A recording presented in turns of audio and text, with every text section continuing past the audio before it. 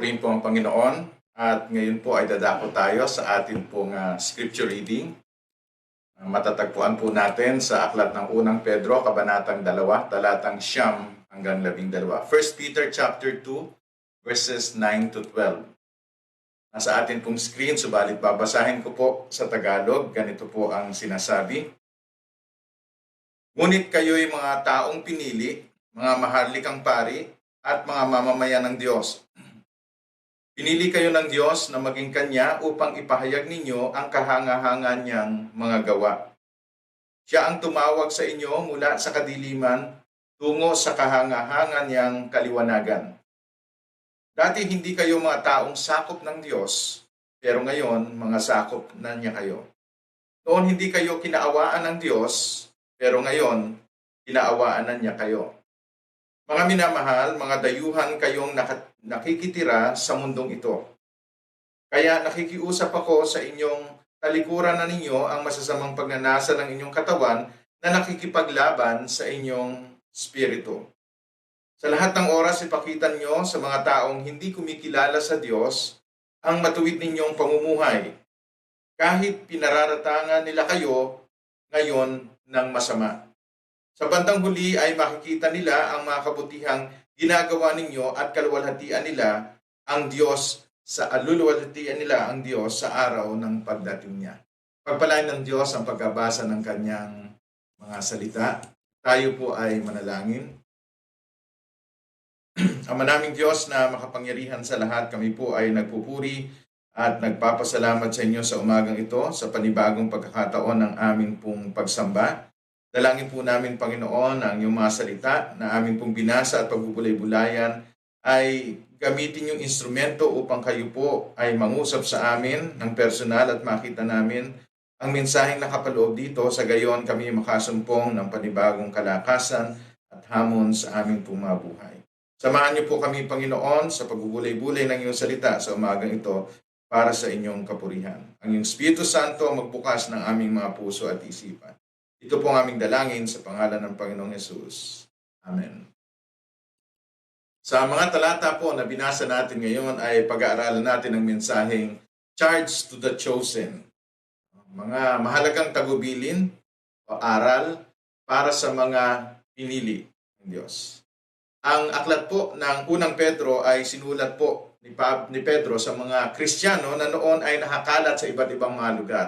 Kaya makikita nyo sa unang Pedro 1:1 yung kanyang pagbati na sinasabi niya ito ay para sa mga anak ng Diyos, sa mga mananampalataya na nasa iba't ibang mga lugar. They were discouraged and disillusioned because of the sufferings they had because of their faith.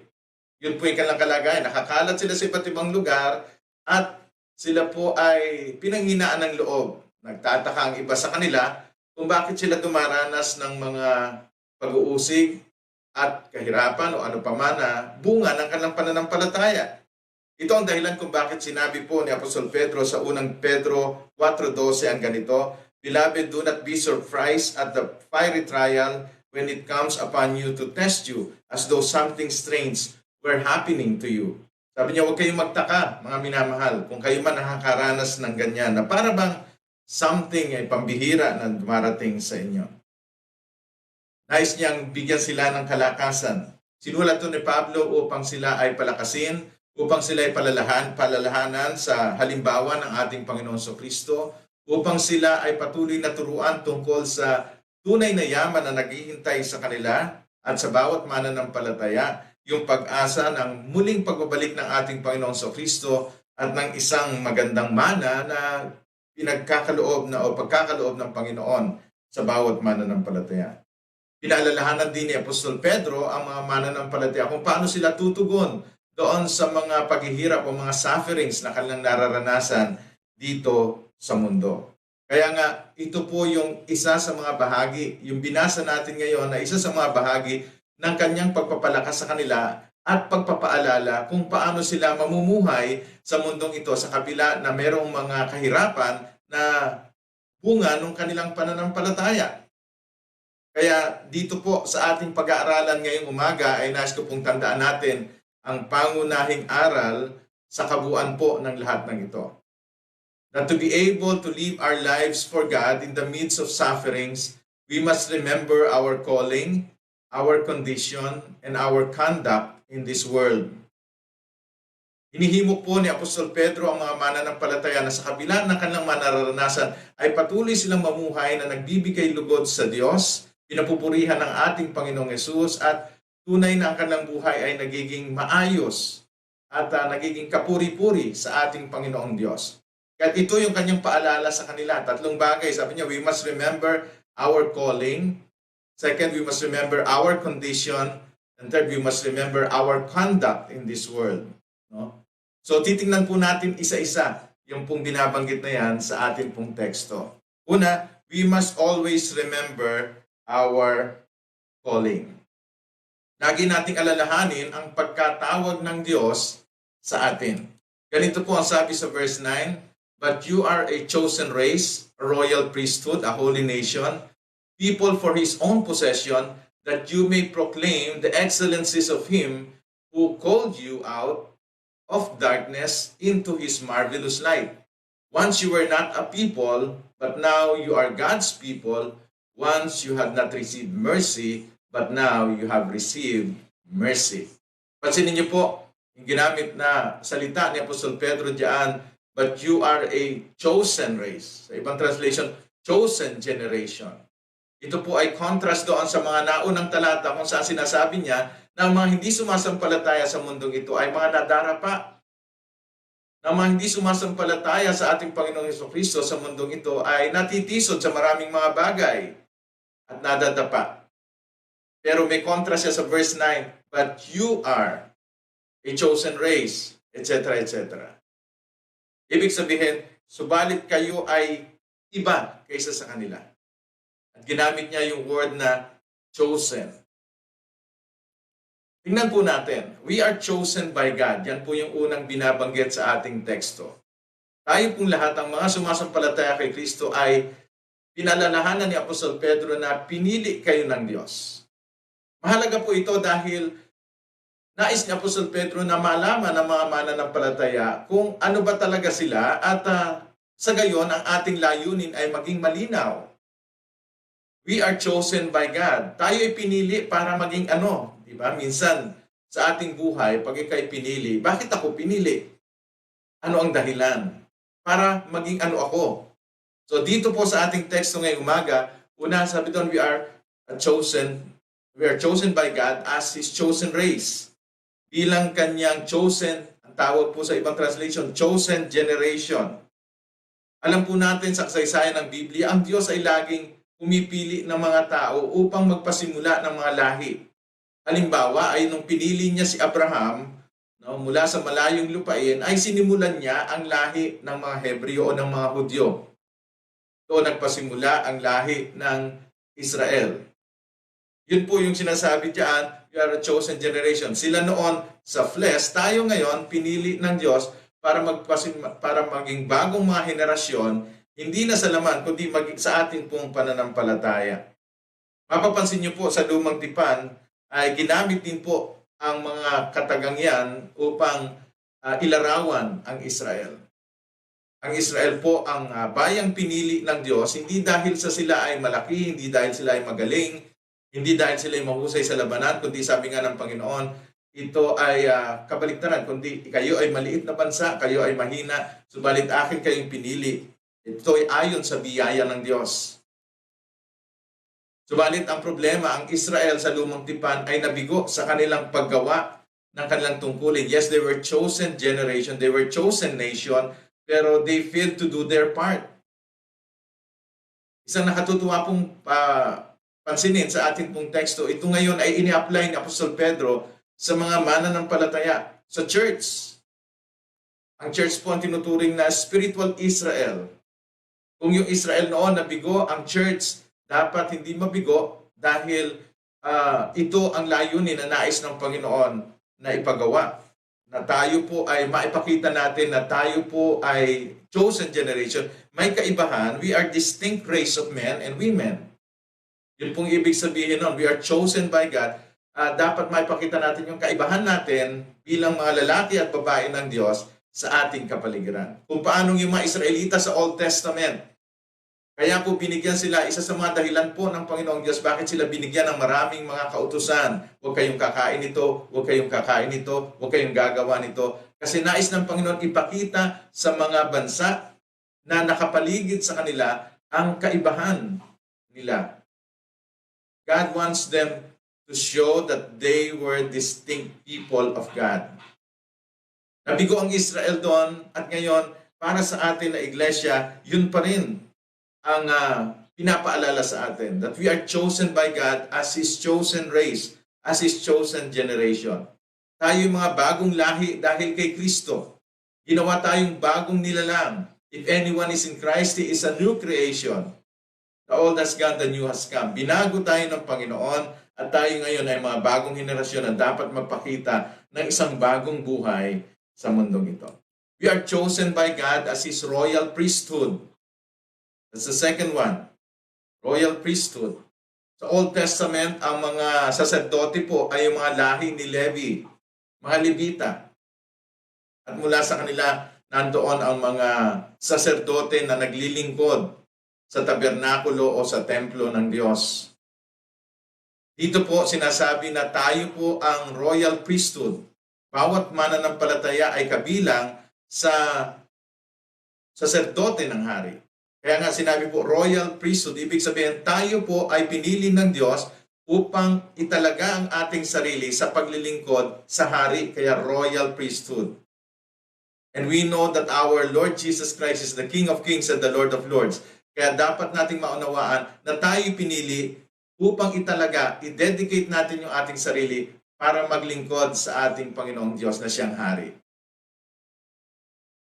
That's the point. We are totally separated people from the world in order for us to serve the Lord Jesus Christ. Dati malayo tayo, ngayon ay inilapit tayo ng ating Panginoong Diyos sa Kanya sa pamagitan ni Kristo Jesus. Kanina sa tekstong binasa natin, sabi, noon hindi kayo bayan ng Diyos, ngunit kayo'y Kanya na kayo. Dati ay hindi kayo kinahabagan, subalit ngayon ay kinahabagan kayo ng Diyos. At alam natin na ito ay nangyari sa pamagitan ng pag-aalay ng ating Panginoong Kristo doon sa krus ng Kanyang banal na dugo. Kaya nga isa sa mga nangyari nung mamatay ang Panginoong Kristo sa krus ay nahapak nahati ang kurtina ng templo. Dati kasi yung mga punong saserdote lang ang nakakapasok sa loob noon, sa Holy of Holies. Nung namatay si Kristo ay nasira o nahati sa gitna, nabuksan ang kabanal-banalang dako. Ibig sabihin, hindi na kailangan ng ganong mga simbolismo dahil tayo ngayon ay makakalapit sa Diyos sa pangalan ng ating Panginoong Yesus. Bakit? Tayo po ay ginawa niya ng mga saserdote. Dati mga saserdote lang ang nakakapasok doon, mga pari ng Israel, at sila ang kumakatawan sa bayan ng Diyos. Subalit ngayon, bawat isang mananampalataya ay tinuturing ng banal na kasulatan na mga saserdote ng hari. Mahalaga po na ating makita yan upang atin pong maunawaan na tayo po ay tinawag upang italaga ang ating sarili na maglingkod sa hari ng mga hari. We are chosen by God as His holy nation. That's the third point. Tayo po ay banal na bansa. Again, tinutukoy po nito ang iglesia. Sa Old Testament, it was referring to Israel. Sa New Testament, tinutukoy nito tayong mga mananampalataya, ang iglesia ng Diyos. Holy nation, anong ibig sabihin? Bakit tayo tinawag na holy nation? Dahil sa pamagitan ni Jesus, tayo po ay binago ng Diyos, no? At tayo ngayon ay makakapamuhay ayon sa nais niya. Ano yon? Holy life. Isang buhay na nagtatagumpay sa kasalanan. At tayo po ay pinapaging banal. Yan po yung ginagamit na Tagalog term doon sa sanctified. Tayo po ay pinapaging banal. Ibig sabihin, tayo po sa ating sarili, hindi tayo banal, pero sa pamagitan ng kabanalan ni Kristo, yon ang inilagay ng Diyos sa atin. Kaya tayo ngayon itinuturing ng mga banal. Kaya nga po pansinin niyo sa kasaysayan ng buhay ng Panginoon Kristo, hindi lang siya namatay. Siya ay nabuhay. Kumisan po kasi na-emphasize lang natin yung kanyang kamatayan para sa ating kaligtasan. Pero nakakalimutan nating isipin na napakahalaga ng buhay na pinamuhay niya dito sa mundo. Bakit? Siya ay namuhay na may kabanalan, siya ay nabuhay na matuwid upang ang sino mang sumampalataya sa Kanya, yung Kanyang kabanalan at katuwiran ang siyang inilalagay sa atin. Kaya sa mata ng Diyos Ama, tayo po ay banal na at matuwid, hindi dahil sa ating sarili, kundi dahil si Kristo, yung kabanalan niya, ang inilagay na sa atin, yung katuwiran niya, ang inilagay niya sa atin. Sa theology, ang tawag po doon, imputed righteousness. Hindi tayo matuwid sa ating sarili, pero yung katuwiran ni Kristo inilagay sa atin. Kaya kung titingnan tayo ng Diyos, ang nakikita niya sa atin ay ang imahe ng kanyang anak na si Jesus dahil tayo ay sumasampalataya sa Kanya. Pag sinabi rin pong holiness sa Bible, it also connotes being set apart, inihiwalay.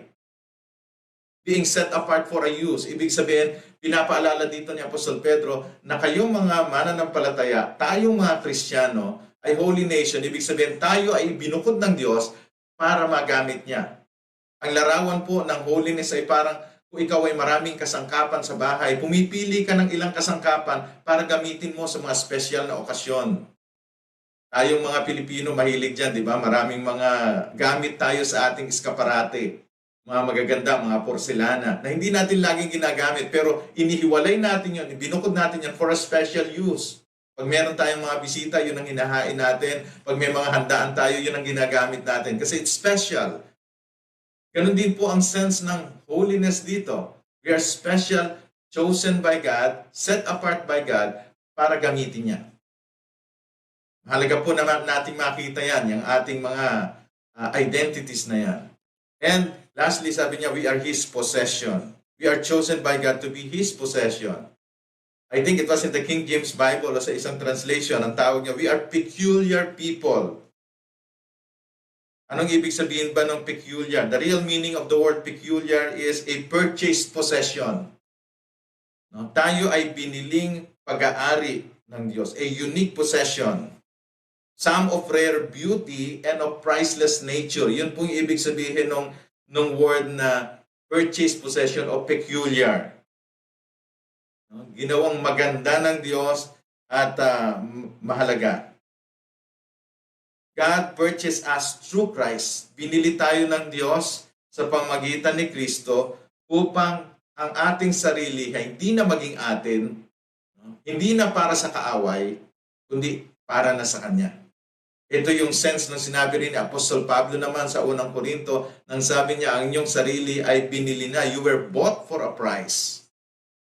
Kaya ang ibig sabihin nyo, hindi nyo na dapat gamitin ang inyong sarili sa mga hindi para sa Diyos. Kasi hindi na yan sa inyo, kundi kayo ay sa Diyos na. Israel was a purchased possession. Tinubos sila ng Panginoon mula sa pagkaalipin sa Ehipto. Through the Passover Lamb, tayo po tinubos ng Panginoon mula sa ating mga kasalanan. Through the real Passover Lamb, our Lord and Savior Jesus Christ, upang maging Kanya. We are now purchased possession of the Lord Jesus Christ. Mahalaga po na unawain natin yan, na tayo po ay tinawag at pinili ng Diyos upang maging mga ganyan. Chosen race, royal priesthood, holy nation, and His purchased possession. Also, doon sa ating text, sabi doon, but you are a chosen race, a royal priesthood, a holy nation, people for His own possession, that you may proclaim the excellencies of Him who called you out of darkness into His marvelous light. So hindi lamang po tayo chosen, we are also called. Hindi lang tayo pinili ng Diyos, tayo ay tinawag ng Diyos.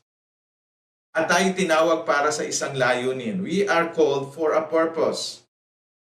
Kanina binanggit sa atin ano yung pagkatawag at pagkapili sa atin. No? Ngayon naman, sasabihin ni Apostol Pedro, ano ang layunin? Bakit tayo ginawang ganon ng Diyos? Alam niyo po ba kung anong layunin? Bakit kayo niligtas ng Diyos? Alam niyo po ba kung anong pinakamataas yung layunin sa inyong buhay? Alam niyo po, napakahalagang malaman natin yan kasi pwede tayong mamuhay dito sa mundo ng matagal na panahon pero hindi natin nagagawa ang layunin ng Diyos sa ating buhay. Kapag ganun po ang buhay, sayang lang. Ang nais po ng Panginoon, ang ating buhay na iniligtas ng Diyos ay maunawaan natin ang layunin nito. Yun pong mga sinusulatan ni Apostol Pedro, sila po'y namumuhay sa pananampalataya at dahil doon nakakaranas sila ng kahirapan, ng mga pag-uusig, at ng iba't iba pa. Subalit nais ni Apostol Pedro paalala sa kanila, kahit diyan sa gitna ng inyong kahirapan, kahit sa gitna ng anumang mga problema o pagsubok nyo sa buhay, dapat yung tandaan na kayo tinawag na merong layunin. Pwede nyo matupad yung layunin na yon kahit sa gitna ng inyong mga suffering. Sa tanong yung layunin na yon, tingnan nyo po uli. But you are a chosen race, a royal priesthood, a holy nation, a people for His own possession. Tingnan niyo po yung nakadilaw na letra. That you may proclaim the excellencies of Him who called you. Sa Tagalog, upang maipahayag daw natin yung kanyang mga kahanga-hanga, perpektong mga katangian. Yun ang layunin ng Diyos. Bakit narito pa tayo sa mundo? Dahil nais niyang tayo ang siyang magpakita, magpahayag noong kanyang kadakilaan. Yun pong praise diyan na proclaim the excellencies, ipahayag yung kanyang pagiging kahanga-hanga at kadakilaan, ay nangangahulugan po ng ating vocal declaration. Pagsasabi, pagsasalita, kung sino siya, at kung ano ang kanyang ginawa sa atin.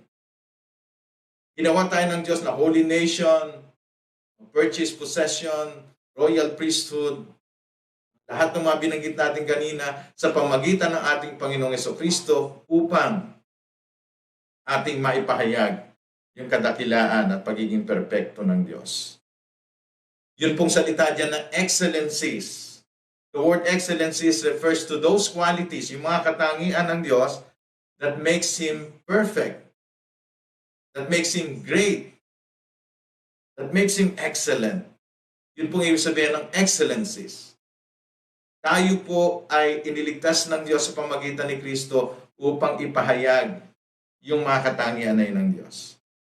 Dapat nating ipahayag sa mundong ito, lalo na sa mga nawawala, to the lost and dying world, the excellency of the Lord and Savior, Jesus Christ. Kailangang makita nila yung kagandahan at kadakilaan ni Jesus. At ito, doon tayo tinawag. We should be quick to declare who Jesus Christ is and what He has done for us. We should be vocal, not vocal in our expression of our appreciation to Christ. Dapat lagi na ipapahayag natin yon, nagiging bukang bibig natin, at willing tayo ibahagi siya sa ating mga kakilala, kaibigan, at maging sa buong mundo. We are called to proclaim the excellencies of Him who called us. At tayo po binigyan ng Diyos ng iba't ibang platform para gawin ito. Sabi nga ni Manny Pacquiao, siya isang mananampalataya, siya anak ng Diyos, at God simply gave him boxing, or the boxing world as his arena, as his platform. Minsan nabasa ko yung isang pahayag din ni Stephen Curry sa NBA. Ang sabi niya, basketball is just my platform. Yun din ang sinabi ng isang football player.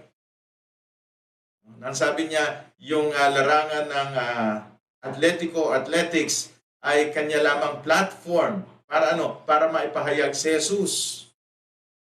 Tandaan niyo po ito mga kapatid, bawat isa sa atin ay tinawag ng Diyos para ipahayag yung kanyang kadakilaan sa iba't ibang platform na pinaglagyan niya sa atin. Iba sa atin ay nasa full-time ministry, kagaya ko at kagaya ng ibang mga manggagawa, pastor at misyonero. Yun ang ating platform. Iba sa inyo ay nagtatrabaho sa opisina, sa factory, o saan mang mga lugar. Tandaan nyo, kung saan niya kayo nilagay, that is your platform. Para Para ipahayag yung kagandahan ni Kristo, yung kadakilaan niya, kung sino siya at anong ginawa niya sa buhay niyo. Your school, kung kayo nag-aaral, that's your platform para ipakilala si Kristo, ipahayag ang kagandahan niya sa buhay ninyo at sa buhay ng ibang tao upang sila man ay magnais makakilala sa Kanya. Kung ikaw ay isang atleta, kung ikaw ay isang singer, anuman ang iyong profesyon, tandaan mo, yan ay platapormang ibinigay ng Diyos sa iyo. At alam nyo, sa ating panahon, lalo na ngayong pandemya, binigyan tayo ng Panginoon ng mas malaking platform. Ano yun? The social media. This is now our platform where we can proclaim the excellencies of the Lord Jesus Christ. Kung minsan nasasayang lang, kasi kung ano-ano lang yung pinopost natin. Why don't we post something that will show forth Christ? Na magpapahayag sa tao ng kadakilaan ni Kristo upang ang sino mang makabasa, tandaan niyo po ito, the Word of God is powerful and the Holy Spirit can use the word that we post in our social media platform para hipuin ang buhay na ibang mga taong pwedeng makabasa nito. Kaya ako mapapansin nyo minsan, every now and then, nagpo-post ako ng gospel tract sa FB. Bakit? Pinapanalangin ko sa Panginoon na sino mang makabasa nun, hipuin niya. Hindi ko man alam, hindi ko man sila makilala, but I believe that the truth of the gospel, the excellencies of the Lord Jesus Christ can speak, and the Holy Spirit pwede niyang gamitin yon para mangusap sa mga kaibigan ko, kakilala ko, na friends ko sa Facebook. Hindi lang feeling blessed, hindi lang feeling tired ang ating ipopost. Tandaan natin, we are called to proclaim the excellencies of Him who called us. Yan ay layunin natin sa buhay. Kaya nga pinapaalalahanan ni Apostol Pedro yung mga mananampalataya na nakakalat sa iba't ibang lugar ng mundo noong panahon na yon. Tandaan nyo kung saan man kayo nilagay ng Panginoon, nasa pagdurusa man kayo, nasa pag-ausig man kayo, yan ay mga kaparaanan o mga sitwasyon o mga platapormang ibinigay ng Diyos sa inyo upang magampanan nyo pa rin ang layunin ng pagkatawag niya sa iyo. At ano yon? Upang ipahayag ang kadakilaan, ang kagandahan ng ating Panginoong Jesucristo. Mga kapatid, nagagawa niyo po ba ang layunin ng Diyos sa pagkaligtas na sa inyo? Pinapaalalahanan ni Apostol Pedro yung mga Kristiyano noong unang panahon na hindi kayo niligtas ng Diyos para maging komportable. Hindi kayo niligtas ng Diyos para lamang yumaman o magkamal ng maraming mga bagay sa mundong ito. Niligtas kayo ng Diyos upang kayo maging instrumento niya na sa pamagitan ng inyong salita at buhay, maipahayag niyo ang kadakilaan ni Kristo. We are to proclaim the excellencies of Christ in our words and in our works. Kaya nasaan ka man, walang excuse na Kristiyano. Kasi kung saan ka nilagay ng Panginoon, yan ang platapormang binigay ng Diyos sa iyo. At tatandaan mo, ang layunin niya sa iyo ay ipahayag mo ang kadakilaan ni Kristo at ang kanyang kagandahan upang makilala siya ng iba. We must always remember our calling. Nilalayan ni Apostol Pedro na yung mga Kristiyanong sinusulatan niya ay magpatuloy na maging tapat sa banal na layunin na binigay ng Diyos sa kanila kahit ano ang mangyari. Kahit na meron silang nararanasan na mga pag-uusig at kahirapan. We must always remember our condition. Kanina, we must always remember our calling. Next, we must always remember our condition. Ano ba ang kondisyon natin sa mundong ito? Ano ba ang kalagayan natin sa mundong ito? Tingnan po natin. That we are just sojourners and exiles. Sabi ni Apostol Pedro ay ganito, Beloved, I urge you as sojourners and exiles to abstain from the passions of the flesh, which wage war against your soul. Pinapaalala ni Apostol Pedro, ano ba ang kalagayan nyo sa mundong ito? Ano ba ang kondisyon nyo sa mundong ito? Sabi niya, tayo po ay mga manlalakbay, sabi niya sa mga Kristiyano noon at maging sa atin ngayon, tayo mga manlalakbay at mga dayuhan o banyaga lamang sa mundong ito. We are sojourners and exiles. Ginamit po niya yung word na exiles dahil pamilyar yung mga Israelita, yung mga Hudyo, sa kanilang kasaysayan na minsan sila po ay napatapon sa Babylonia. Sila ay nanirahan sa isang banyagang lupain na bahagi ng pagdisiplina at pagtutuwid ng Diyos sa kanila. Dito po, ginamit po ni Apostol Pedro yung dalawang salita na yon na manlalakbay at dayuhan synonymously. Ibig sabihin, iisa lamang po yung gusto niyang bigyang diin dito. Ano bang ibig sabihin nun? Bakit yun ang ginamit niyang mga words? Sojourners and exiles are used synonymously.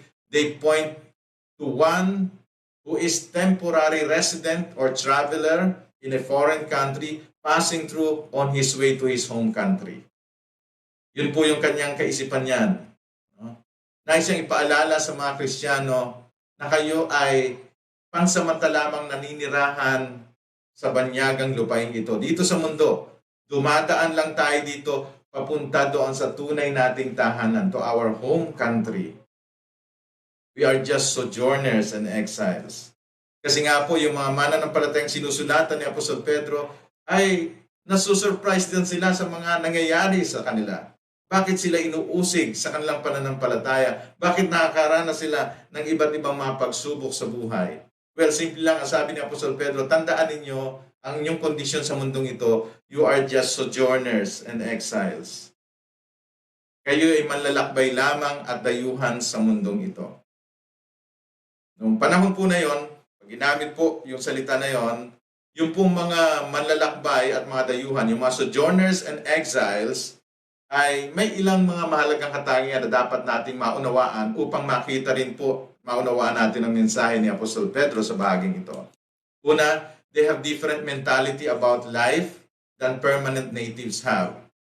Yung pong mga manlalakbay, no, meron daw pong ibang kaisipan. Ibang kaisipan, mentalidad, kumpara doon sa talagang mga mamamayan doon. Halimbawa, kung tayo maglalakbay at pupunta tayo sa ibang bansa, no? Diba, galing tayo sa isang lugar, pauwi tayo sa Pilipinas, nag-stop over tayo sa isang bansa, medyo matagal-tagal, tayo po bilang dayuhan doon, iba yung mentality natin. Iba yung kaisipan natin kesa sa mga naninirahan doon. Iba yung kultura nila, iba yung gawin nila ng pamumuhay, iba yung kaisipan. So pinapaalala din dito ni Apostol Pedro na tayong mga Kristiyano, sojourners and exiles sa mundong ito, dapat we must have a different mentality patungkol sa buhay. Hindi kagaya ng maraming mga tao sa mundo. Kaya nga, dapat may pakita yung kaibahan. Pangalawa, they do not fully adapt lifestyle of the land they temporarily stays. Yung mga dayuhan po at manlalakbay noong unang panahon, at kahit naman ngayon, no, hindi nila buong-buo na ina-adapt ang lifestyle doon sa lugar na kanilang pinupuntahan. Maaaring sa ilang mga pagkakataon, yes, isa sila doon. Pero may mga bagay na maaaring hindi nila dapat gayahin. So bilang mga malalakbay sa mundo, ganyan din tayo. Hindi natin dapat buong-buo na i-adapt ang pamumuhay sa mundo.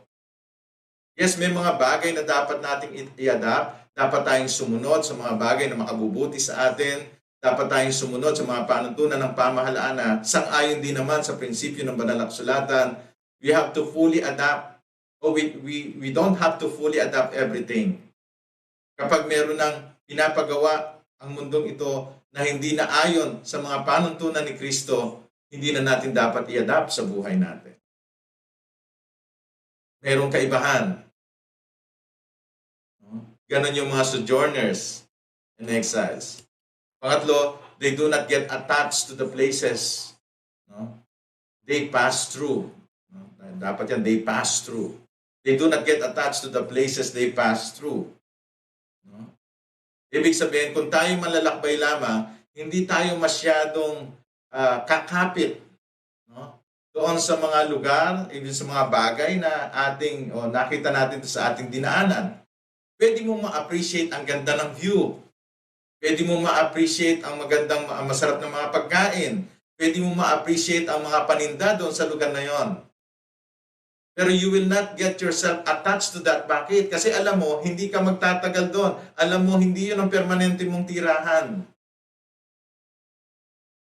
Kaya dito sa mundo, di po ba?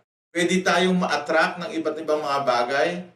Bakit ka naghahanap buhay? Para yumaman, para magkaroon ng magandang mga damit, magandang mga tirahan, magandang kotse. magandang ganito, pero don't get attached to it. We are just passing through. You just simply appreciate them, pero wag sila ang yakapin mo. Ang yakapin mo yung inaasahan mo, yung tunay na tahanan mo na naghihintay sa'yo. Ganon yung mga malalakbay. Kaya nga yung mga sinusulatan dito ni Pedro, nakakaranas sila ng hindi magandang mga karanasan sa buhay, pero sinasabi niya, huwag kayong mag-alala, you are just temporary here. Hindi kayo magtatagal dito. Malalakbay lang kayo, dumadaan lang kayo sa mundong ito. And don't get attached to the things, di ba? Diyan tayo tinutukso ng kaaway at ng mundong ito.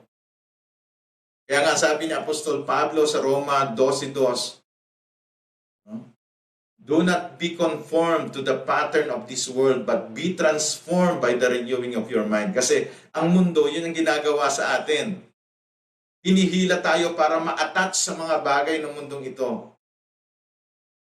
Pero ang sabi ng Panginoon Jesu Cristo, do not lay up for yourselves treasures on earth, but lay up for yourselves treasures in heaven. Bakit? Yun yung talagang tahanan natin. We are just passing through. Alam niyo po, kahit na mga Kristiyano, tandaan natin, tayo pong lahat ay mayroong temptations to get attached with the things of this world. Kaya nga, dahil sabi nga ni Apostol Pablo, kay Timothy, turuan mo yung mga mayayaman, yung mga may pera sa church na huwag sila magtiwala doon. Bakit? They get attached to it. The love of money is the root of all evil. Ang sabi doon, people can get attached to that. And by getting attached to that, things of this world, nakakalimutan nila na sila yung malalakbay lamang. Nakakalimutan nila yung talagang layunin nila, and that is to proclaim the excellencies of the Lord Jesus Christ.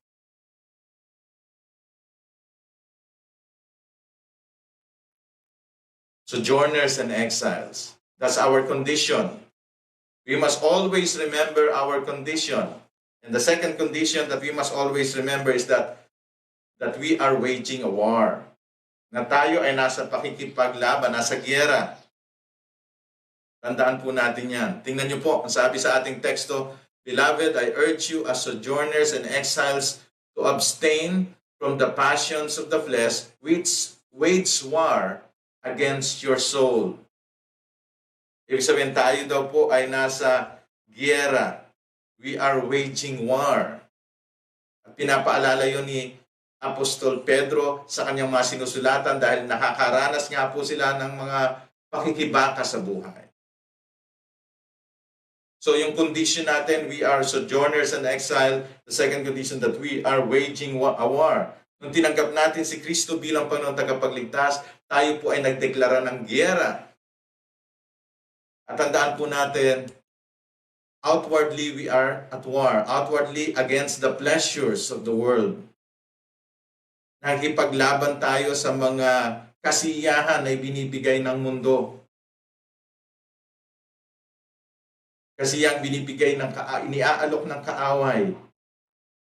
Yan ang nakapaglalayo sa atin sa tunay na layunin ng Diyos sa ating buhay. Tandaan po natin, any means of pleasures in this world can take us away from the Lord. Sabi nga ni Apostle John sa kanyang unang epistle, do not love the world or anything in this world. Because anything who loves this world does not love the Father. Hindi pwedeng pagsabayin yung dalawa na yon. And we are in a battle. Bakit? Kasi ang mundong ito, lagi tayong tinutukso para ibigin ang mga bagay na naririto at ang mga kasiyahang dinudulot nito, kahit na mga panandalian lang. So outwardly, we are in a battle. Dito sa ating teksto, ang binigyan niya ng pansin ay yung inward battle. Inwardly against the passions of the flesh. Tayo po ay nakikibaka sa ating sarili. Sa mga nais ng ating sarili. Sa mga pagnanasa ng ating laman. When we say passions of the flesh, madalas nasa isip lang natin yung mga sexual immorality, pero hindi. Malawak po yun. When we say passions of the flesh, passions of the flesh are everything that is directed to promote self, please self, or protect self. anumang mga bagay po sa mundo o anumang nasa atin, no, na ang direksyon ay para itaas ang sarili. Kaya nga sabi ni Apostle John, he called that the pride of life. Anumang bagay sa mundong ito, maaaring nasa ating sarili na nakapagtataas ng ating sarili, that's passions of the flesh. Bakit? Kasi nang gustong-gusto natin, di ba? Gustong-gusto natin tinataas yung ating sarili. Kaya nga nagtatampo kayo pag hindi kayo napapansin sa inyong mga ginagawang tama. Bakit? We want to be raised. We want to be uplifted, up high. Gusto natin mapapurihan tayo. Kaya nga pag nagpo-post kayo sa Facebook, no? Tinitingnan natin, ano, ilan na ba yung nag-likes? O, di ba? Ganyan kayo. Pag nag-post kayo, nag-selfie kayo, pinost nyo, tinitingnan nyo kagad, ilan na yung nag-likes? Wow, nag-viral ako. Bakit? You want to promote yourself. May mga tao, bato-bato sa langit, tamaan walang magagalit, no? Eh, parang libangan na yung selfie. Bawat araw may mukha sa Facebook, parang hindi mabubuhay hanggat walang bagong selfie doon sa Facebook. Sabi nga nung isang psychologist, sometimes daw yung pagiging hilig doon sa selfie, it's already a kind of psychological problem. It's either kulang ka sa pansin, or gusto mo lang maipakita yung sarili mo sa mundo. So makita na ganito na ako kaganda ngayon, hindi mo alam, pinilteran lang yon. Bunga lang ng opo yon. Bakit? Kasi that's our nature. We are battling. Nakikipaglaban tayo doon. We always want to be known. We always want to promote ourselves. Also, we want to please ourselves. Diba? Yun yung gusto natin, yung masiyahan yung ating sarili. Kaya nga yung mga sinusulatan po ni Apostol Pedro, dito sa 1 Peter, hindi nila nararanasan yung bakit. Nararanasan nila yung pag-uusig at paghihirap dahil sa kanilang mananampalataya.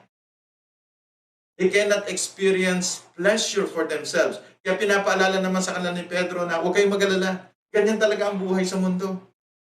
Life on earth is not about gaining pleasures. Life on earth is about proclaiming the excellencies of the one who called us. Even the Lord Jesus Christ did not experience pleasure on earth. Kaya nagkakamali tayo sa ating iniisip kung ating iniisip ang layunin natin sa mundong ito ay magkaroon ng maraming mga bagay at maging komportable ang buhay. Sa Biblia, hindi ganun ang tinuturo. Ang tinuturo sa Biblia, yes, you have to be prepared. Kasi habang nasa mundo ka, comfort is not a guarantee. But you have to be prepared. Para kahit na anong kalagayan ng buhay mo, magawa mo yung pagkatawag ng Diyos sa iyo. And that is to proclaim His excellencies. Kaya kahit nasa kahirapan sila, sinasabi ni Pedro sa kanila, yang kahirapan nyo, yan ay plataforma para maipakita nyo gaano kadakila si Kristo. Kahit na sa panahon ng kabagabagan, kahit na sa panahon ng pandemic na ating kinalalagyan ngayon, we can still show the excellencies of Christ by praising Him in spite of the situation na kagaya ng nararanasan natin ngayon. Kapag tayo puro reklamo lamang sa ating buhay, hindi makikita ng ating mga kapitbahay ang kagandahan ni Kristo sa buhay niyo. Pero kung tayo nagpapasalamat, kinikilala lagi ang kanyang kabutihan sa ating buhay, na ibabahagi niyo yon sa inyong mga kapitbahay at kaibigan, wow, hahanga sila. Gusto ko rin magkaroon ng Panginoon at Diyos na ganyan. Because you were able to proclaim. Kaya lang, yun nga, temptation sa atin to please ourselves. That's part of the passions of the flesh. Or to protect self. Pinoprotektahan natin yung ating sarili. And we are battling against that. Kasi pag pinotektahan mo na yung sarili, hindi mo na magagawa ang dapat mong gawin para sa Diyos. At tatandaan niyo yung sinabi ng Panginoong Hesus sa kanyang mga alagad, if anyone wants to follow me, he must what? Deny himself. Take up his cross daily and follow me. Kailangan niyang itanggi ang kanyang sarili. Take up your cross daily. Ang ibig sabihin, handa ka na magpakasakit at even mamatay para kay Kristo. That's what it means. Pero pag pinoprotektahan mo ang sarili mo, hindi mo masusunod, hindi mo mapapaglingkuran ng Diyos. Because kapag ikaw ay naglilingkod sa Diyos, tiyak yun. Mangailangan kang itanggi ang iyong sarili. Ang iyong sariling comfort, ang iyong sariling pleasure, ang iyong sariling gusto. Diba? Yun po yung dapat nating maunawaan. Madalas kung ang ginagamit na ilustrasyon o paglalarawan, alam niyo po ba kapag kayo'y nahihiya na maglingkod sa Panginoon, kaya kayo nahihiya, yung hiya po is protecting self. Natatakot kayo na mapagtawanan, natatakot kayo magkamali at dahil doon hindi na kayo nakakapaglingkod sa Diyos. Hindi kayo nakakapag-share ng gospel, hindi kayo nakakapag-preside sa prayer meeting, hindi kayo nakakaawit kahit na may kakayahan naman kayo, hindi kayo nakaka-involve sa ministry. Bakit? Nahihiya ako. Anong kalaban nyo? You're protecting yourself. At yun ang nagiging hadlang sa inyo to proclaim His excellencies. Kaya sabi ni Pedro diyan, tandaan nyo, we are waging a war. Nakikipaglaban tayo sa giyera at ang kalaban natin yung passions ng ating sarili, passions of the flesh, which is everything that is directed to promote self, please self, or protect self.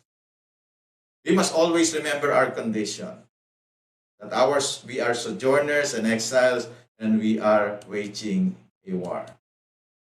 Pangatlo, we must always remember our conduct. Dapat nating alalahanin ang dapat nating maging ugali o pamumuhay. Remember your calling, remember your condition, remember your conduct. Conduct that we are to live honorably before unbelievers. Sabi po doon sa verse 12, keep your conduct among the Gentiles honorable, so that when they speak against you as evildoers, they may see your good deeds and glorify God on the day of visitation. Tingnan niyo po mabuti yan. Ano ang utos po dyan? No? Panatilihin niyo ang inyong pamumuhay sa harapan ng mga Gentiles. Yung mga Gentiles po dyan, yung mga hindi mananampalataya.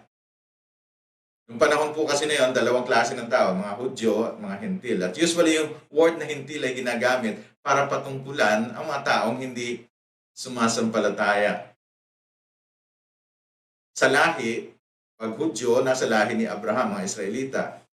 Yung mga Hentil, yung mga hindi Israelita. Pero later, pag binasa niyo yung Bible, yung word na Hentil ay tinutukoy din yung mga unbelievers. So, sabi niya, keep your conduct among the Gentiles honorable. Ginamit po dyan na word ay honorable or honorably. Ano bang ibig sabihin nun? Honorably or excellently. Sa ibang translation, no? Live your life excellently. It means something beautiful and attractive. Gawin yung maganda at kaakit-akit yung buhay nyo sa harapan ng mga hindi mananampalataya. Magandang isipin natin ngayon yan. Isipin nyo nga po sa inyong sarili, yung akin bang buhay, pag tinitingnan ng mga hindi Kristiyano, ay kaakit-akit at maganda. Pag-isipan nyo po ito. Yung bang mga kapitbahay nyo, pag tinitingnan kayo at iniisip kayo, they would say that you are living honorably, na namumuhay kayo ng maganda at kaakit-akit. And that should be our conduct. Yun ang dapat nating maging pag-uugali. Yun ang dapat nating maging pamumuhay. Tandaan niyo po ito, sa ayaw niyo sa gusto, dahil kung kilala kayo na Kristiyano, kung kilala kayong mga alagad ni Kristo, tandaan niyo ito, tiyak ang mga tao na nakapaligid sa inyo, tinitingnan kayo. That's a fact. Katotohanan po yun. Minsan may mga Kristiyano nagsasabi, bakit kasi lagi sa akin nakatingin eh? Ba't kasi lagi akong tinitingnan? Natural. Ikaw ay anak ng Diyos and you are called to proclaim the light. Kaya nga nag-iingat ka ngayon. Bakit? Ano mang sasabihin sa iyo, refleksyon yun ng iyong Panginoon. So we have to be very careful. Dapat tayong mamuhay ng maingat. Our conduct that we must do this through good deeds while others speak evil of us. Sabi po ni Apostol Pedro sa pagpapatuloy ng talata natin, so that when they speak against you as evildoers, they may see your good deeds. Sa Tagalog, upang magsalita man sila ng hindi maganda, ng masama laban sa inyo, ang makikita pa rin nila ay ang mabubuting gawa ninyo. Mahirap yun, di po ba? Sinasabi po ni Pedro that believers are to live right, to live honorably, to live excellently in front of the lost world. Mamumuhay tayo ng tama na matuwid. Pwede nila tayong i-criticize, hulaan, tawag dito, bigyan tayo ng hindi magandang remarks. They may criticize us dahil sa standard na meron tayo. Di ba? Madalas ganyan. Kapag pinamuhay mo ang iyong buhay Kristiyano, may kakaiba kang standard sa iyong trabaho, may kakaiba kang standard sa iyong eskwelahan, may kakaiba kang standard sa iyong mga kapitbahay. Pinamumuhay mo yung buhay Kristiyano, iba yung standard mo, at dahil doon minsan pinupulaan ka, you are being criticized. Sinisikap nating mamuhay ng kalugod-lugod sa Diyos, they will criticize us. Pero sabi ni Apostol Pedro, kahit na ganon, patuloy kayong mamuhay at pakita niyo ang mabuting gawa. Kahit gawan ka ng masama, gawan mo pa rin ang mabuti. Sabi nga ni Apostol Pablo, gantihan ninyo ng mabuti ang masama. Huwag ng masama ang masama. Diba? Madalas ko ang sinasabi ay, ano ba ang kalaban ng masama? Mabuti. So kapag yung masama, ginantihan mo ng masama, pinalakas mo lang yung masama. Hindi mo tinalo yung masama. Kapag yung masamang ginawa sa'yo, ginantihan mo rin ang masama, akala mo nagtagumpay ka, hindi. Pinalakas mo lang. You have just energized evil. Pero kapag yung masama, ginantihan mo ng mabuti, yon ang panalo. Kaya nga sabi ni Apostol Pablo, so that when they speak against you as evildoers, they may see your good deeds.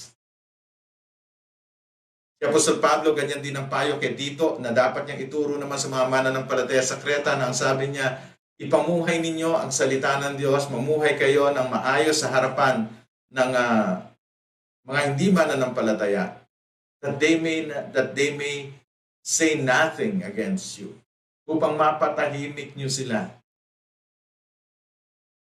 Yun po yung ating tungkulin. Again, babalik tayo kanina.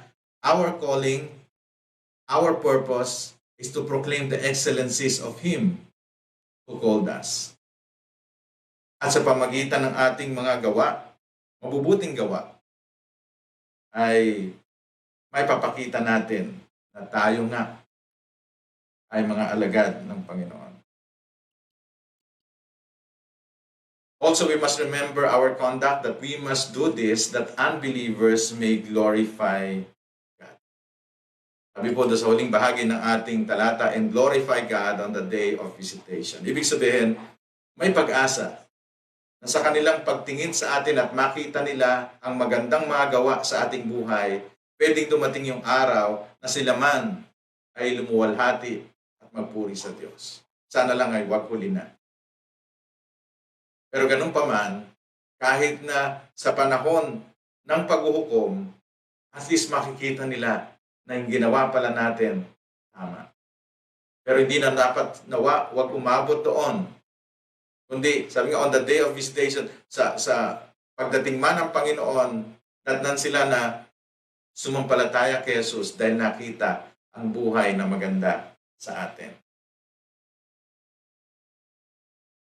Ito rin ang pinamanhik ng Panginoon sa kanyang mga alagad sa kanyang sermon sa bundok. Sabi niya sa Matthew 5:16, in the same way, let your light shine before others so that they may see your good works and give glory to your Father who is in heaven. Mahalaga po yun. Ipakita yung ating mabubuting gawa. Ano ang motibo? Anong layunin? To give glory to our Father. Mahalaga po yun. At yung sa sinabi ni Pedro, bakit? Pwede po kasi tayong gumawa ng mabuti. Madali pong gumawa ng mabuti. Kaya lang ang tanong, ano ang motibo? Pwedeng ang motibo pa rin, passion of the flesh, to promote self. To please self. To protect self. Hindi pa rin katanggap-tanggap yun sa Diyos. Dapat ang layunin natin sa paggawa ng mabuti ay upang yung ibang mga taong makakakita sa atin ay magnasa din, naluwalhatiin at makita nila ang kagandahan ng ating Panginoong Jesucristo sa ating mga buhay upang sila man ma-attract at magnais na makilala din si Kristo bilang kanilang Panginoon at tagapagligtas. Mga kapatid, kung nakikita ba ng iba ang inyong buhay, tanong nyo ito sa inyong sarili at kailang makakasagot noon. Pag nakikita ba nila yung buhay natin, gugustuhin nila na maging tagasunod ni Kristo? Gugustuhin nila na ang kanilang buhay ay baguhin din ni Kristo? Kung hindi, then remember our conduct. Alalahanin natin kung paano tayo dapat mamuhay sa mundo. Tandaan natin mga kapatid, we are called to proclaim the excellencies of Him who called us. Tandaan natin to be able to live our lives for God in the midst of sufferings, pandemic man yan, o anumang pagsubok o problema yan. We must remember our calling, our condition, and our conduct in this world. And we have to be reminded that our calling is to proclaim the excellencies of Christ. Yan ang pagkatawag ng Diyos. Huwag mong kalilimutan yan, kapatid. Hindi ko dapat kalimutan yan. Na ang tayo tinawag ng Diyos, pinili ng Diyos para ipahayag ang kagandahan at kadakilaan ni Kristo sa aking buhay. Para sa iba. Our condition, we are just sojourners and exiles in this world. Tayo po ay manlalakbay lamang at dayuhan sa mundong ito. Huwag niyong ibigin ang mundo. Makipaglaban tayo. We are waging a war. And our conduct. Live an honorable life for the glory of God. Kahit na ngayong pandemya at anumang kalagayan ng ating buhay, we must always remember these three. Our calling, our condition, our conduct. Para tayo po ay makapamuhay na naayon sa kalooban ng Diyos. Palagi. Anumang kalagayan ng ating buhay ngayon at sa mga darating pang mga taon. Tayo po ay manalangin. Ama naming Diyos na makapangyarihan sa lahat, kami po ay nagpupuri at nagpapasalamat sa inyo sa muli pong pagpapaalala sa amin na kami ay iyong tinawag, ng iyong pagpapaalala sa amin na ang aming tunay na kondisyon sa mundong ito. Ng inyong pagpapaalala sa amin ng dapat naming maging gawi ng pamumuhay. Para sa ganon, Panginoon, patuloy namin na maipamuhay ang iyong layunin, maipakita namin sa mundong ito sa pamagitan ng aming buhay saan mang platform ninyo kami nilagay, the excellencies of our Lord and Savior, Jesus Christ. Maraming salamat po, Panginoon, at dalangin namin na patuloy po niyong pagpalain ang mga salitang ito at paalala sa amin bilang mga mananampalataya, bilang mga dayuhan at manlalakbay lamang sa mundong ito. Salamat po, Diyos, sa inyo ang lahat ng papuri at kalwalatian sa pangalan ng aming Panginoon at tagapagligtas na si Jesus. Amen.